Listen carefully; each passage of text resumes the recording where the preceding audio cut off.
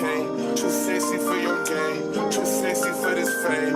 Yeah. I'm too sexy for the trap. Too sexy for that cap. Yo, what is up, broskies? Kenna coming at you with a updated, quick, matter of fact, this is a pretty quick turnaround on probably the quickest turnaround I've ever done on an update. But this is my top 4 Kashtira deck profile. This deck is going kind of crazy right now. Played a 5-round local event, pretty tough competitive crowd. So 5 rounds, X1. I played against some Horus, Vanadium, Scareclaw type build. I played against Sharks. Those were the only 2 rogue decks. The other 3 matches were all against Fire, that new Fire deck, the structure deck. Fire King, yeah, Fire King with Sinful Packages. So pretty tough. My hardest matchup, the one that I lost was I drew. It was a draw. So I got a draw. And it was against the Horus one because first game we played almost like 30 minutes. First game was 30 minutes. I probably should have scooped, but I felt like the whole time like I was in control. He was just like slow playing just a bit, but like, you know, I'm not gonna like bitch about it because at the end of the day it's locals. And then game 2, I knew he was gonna take like forever and a half like on his combos. So I literally ended like on like Fenrir. I had preparations, live. Something was banished. I forget what I banished. Preparations. I think I had a unicorn that was banished so I could get off the preparations. And I ended on a flare metal dragon. So like in first effect, like burning for 5. And then that was kind of it. So we drew that. But outside of that, the Fire King matches was pretty free.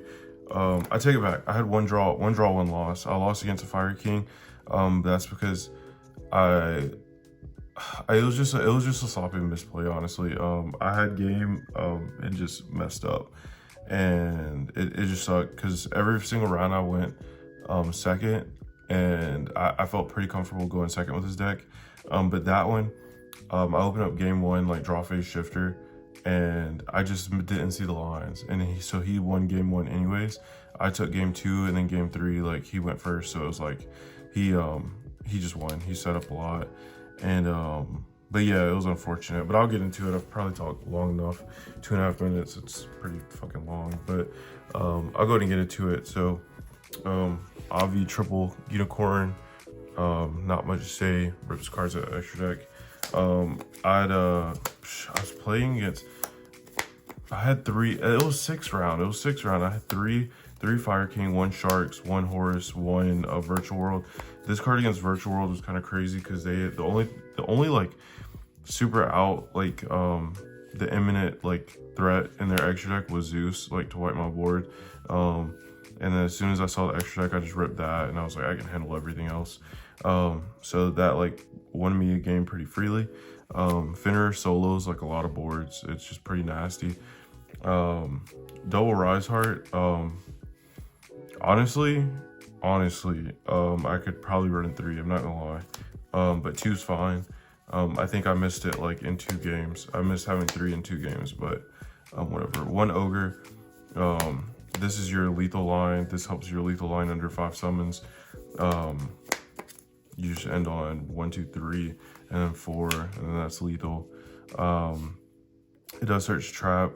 Scareclaw, Kashtira. Sometimes I wanted 2. But I know that's probably like not correct. But I like these. I like these ratios a lot. Pressure Planet. Card's crazy. I'm not gonna run Terraforming just because I don't want to play into Droll any more than this deck already does. Let me see. Then we got triple Theosis. Theosis is crazy, of course. All these are pretty standard. And then I have triple Birth. Birth is like the most broken card in the deck. You always are in the game if you have a Birth live, because Birth will just bring back Fenrir, and then Fenrir will add another one, and it's just fucking insane. Like, this is the problem card. Every other deck is fine in the deck. I know Fenrir replaces itself, but Birth was like Birth is just infinite advantage, it feels like. Preparations is pretty good. the effect didn't come up. Like this card actually didn't come up as much as I would like, but it was good. Shifter MVP of the deck. It's just pretty nasty. Shifter just ends games.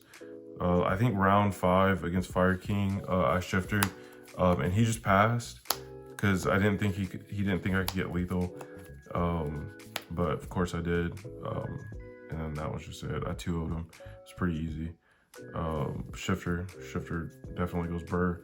Triple Ash is just really good in a lot of matchups. I'm not gonna lie, I went into this like locals kind of blind because I haven't played like competitively in like some time, so I'm pretty sure the Fire King deck, like that, like level 1 like normal summon that like pops itself into something else, I believe like Ash, that's the correct target to Ash. I don't know, someone can let me know in the comments. But oftentimes, like I feel like in that matchup, I would let them set up their board, and I would just attempt to crack it. Like there was multiple games, like I had like Ash or and Impermanent hand, and I just quite honestly just didn't know what to hit. But I think that moving forward is probably the card to hit. I don't know, someone can let me know. Warner almost never came up at all. The only time it came up was like to normal summon it, like so I would special Fenrir, normal summon, and go into Baron or something. That kind of won me game 1 against a let's see, game 1. I think it was game 1. I think so I went Shifter. No, Shifter won me that game. It was game 1, like round 3 against Fire King. I just special Fenrir, normal this, and this was going second, by the way. I went every match second. Went to Baron, and they were under Shifter, and I just ended on, and then I had Birth to bring back the Fenrir. I got the whatever. I did my whole setup, Shangri-La, Baron, Birth, whatever, and they just scooped it up because they weren't going to be able to play through it. So it was a nice normal summon for sure. Triple Imperm. This card was like glued to my hand. It's a great card. Like I said, I don't necessarily know where to hit in the Fire King deck, but and then it didn't do anything against the Horus deck, honestly. So a lot of the times, like I think every match I sided Imperm out. It was super. These 5 were like super easy to side out for anything I needed. The Shark deck, I didn't know what to hit, but it's Shark, so it's good. It puts up like a pretty nice board, and that, but I don't know. It was fine. It was fine.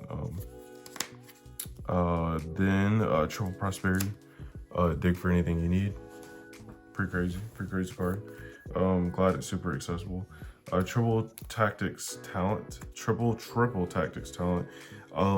So there's not a lot of people that main this, and I was considering it like before I went to like moving it to the side, but in all honesty, this helped me play it through like so much, because I did lose every single die roll. I don't know what the statistics are on that, but I literally lost like, it was every single match I went second. Like it was insane.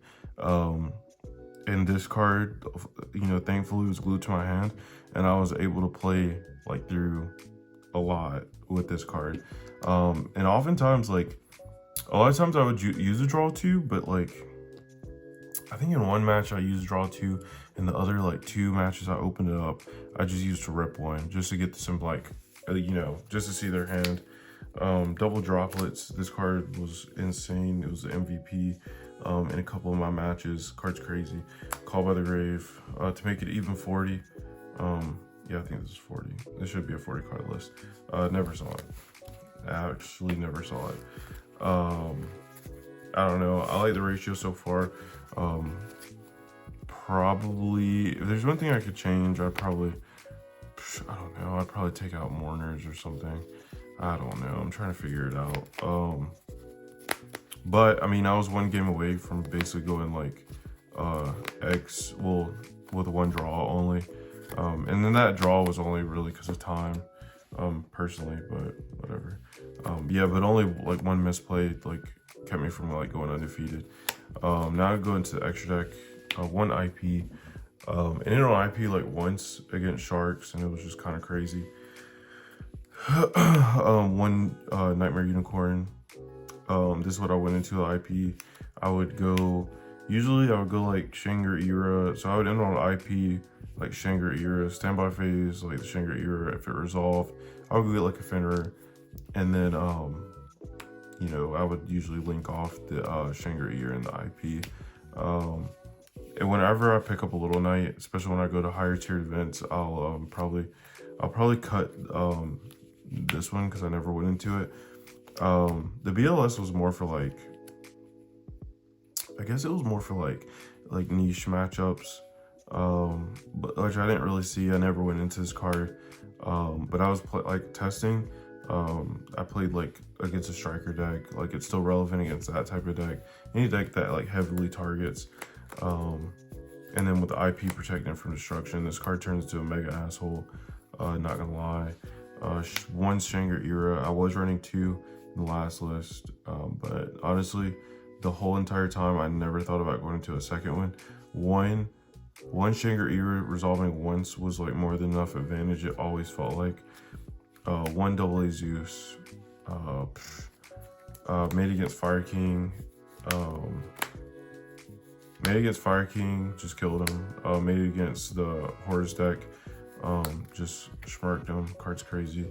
One Superstar Slayer, Typhon Sky Crisis, never went into it, but it's a good card. Flare Metal helped me draw a game. It's a nice card. One Dark Arm, the Dragon of Annihilation. Never went into it, but I feel like it's like standard at this point. Number 74, Master of Blades. This card protects you against like targeting. I'll probably cut this for like another generic level 7. Like one of the Infinite Track card, because it's a big beater and you can just immediately detach something to like, you know, to get that advantage going. One Mecha Phantom Beast. This is gonna be more for like my, like, you know, against like Floodgate type decks. Just tripping this pop in the Floodgate. But I didn't really ever need to go into it. So it was like fine. Big Eye helped me OTK a couple times. Although the match I did lose, I played into Nibiru, and that kind of ate me up. I was trying to steal there, so I was like had a full board, and I just kind of got greedy, and I went for Big Eye to snatch his like Kieran or something like that, and then he Nibiru'd me for game. And then one Arsenal Falcon. Honestly, this card's crazy. But I'm gonna be completely honest with you. I literally never saw the line. I never saw the line, and it like frustrated the hell out of me. And I know it's easy. I know it's simple. Like, you know, it's just, I don't know. It's just one of those things. And of course the level 4s for the Arsenal Falcon. One Baguska, one Abyss Dweller, and then one Baron. Baron was like just fucking insane. Every time I ended on Baron, I usually won in like a turn or two. It's usually like an OTK or something. But that's for the extra deck. Not much I would change other than like maybe BLS for a little knight. I can't think of anything. Or like the Master of Blades for the Infinite Track card. I was running that. I don't know. But it all worked out, honestly. Just the one loss was honestly just for my like player error. So not too hurt about it. And then I'll go over my side. My side was like kind of interesting. So it was one Lava Golem. I sided in once, never saw it. One Zephyrus Elite. Sided in like every single time, and quite honestly just never saw the line to go into it. Double Econ. This was like a waste of time. This, like, I never sided into this card. It literally could have been anything else. It could have been Floodgates, could have been anything. Which moving forward, I'll probably honestly, I'm just gonna set these a little bit lower. I'll probably honestly cut these next time. Triple Cyclone. I should have sided this in more. But every game 3, like I won, or like I was going into time and I didn't feel like, I didn't want to be in a situation where I Cosmic Cyclone, like, the Fire King, like continuous spell, and you know, lose because of that, because I couldn't get damage on that. So but I still think it's a crazy card. D Barrier was insane. My like 3rd round matchup against the Virtual World deck, they went to they went to they went into level 3 that can't be destroyed by battle. And I solemn judgment it. Well, here it goes. So I solemned it. Triple judgment. I solemned the level 3 because I knew they were just attacking going to Zeus. And I didn't want to, like, I don't know, I didn't wait for the Zeus. I probably should have just to get more damage out of them. But so I judgmented that. And then they stole my big eye with a talents. So they went like thrust into talents to take my big eye. No, to take my Shangri-Ear. They switched to attack. They went to battle phase, took like a shit ton of damage, protected it, and then in battle phase, after battle phase, like after damage calc, whatever, at the end of battle phase, I flipped D barrier because I knew they were gonna go into the Zeus, and that was pretty much it for that match. And then the last card, triple evenly. This card was insane. It just put in work. But the main 2 cards I could really consider cutting is like Econ, probably some other floodgate. I don't know, but it all worked out. It all worked out, honestly. Love this deck. I think this is a great deck, like moving forward, like in this format specifically. I don't see this deck having like a long like shelf life, like after this, because I feel like this is gonna take a lot of like top spots, like once again. Mainly off the back of Shifter. If they like do something with Shifter, I think this deck like could last like a while. But if Shifter stays alive, the deck has to be like pieced apart that way. But that's pretty much it for this one. Like the video if you like the video. Comment down below what you change. Subscribe to the channel because we're really trying to get 1K. We'll see you guys next time.